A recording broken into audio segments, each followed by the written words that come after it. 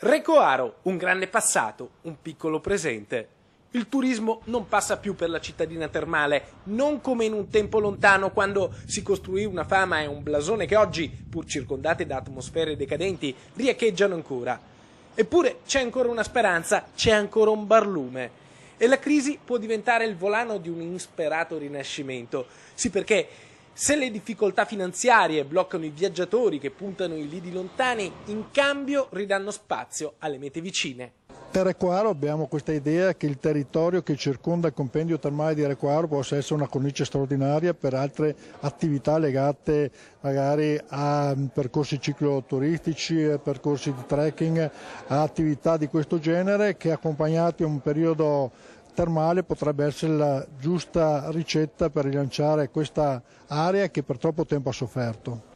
Recoaro ci riprova con lo sci, ci riprova con le terme, ci riprova anche grazie a un piano di energia che si calcola in quattrini sonanti, 387.000 euro che rimetteranno in moto i vecchi meccanismi cigolanti di un tempo.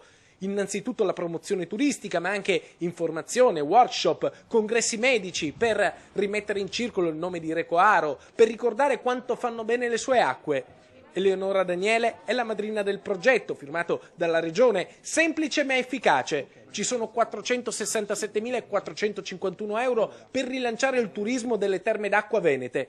Di queste risorse l'83% va a Recoaro, perché il futuro può essere migliore del passato. Non sempre dover solo ricordare, ma voglio proprio sperare, pensare al futuro, in maniera tale che questi posti possano rivivere nella mente e negli occhi di tanti altri bambini.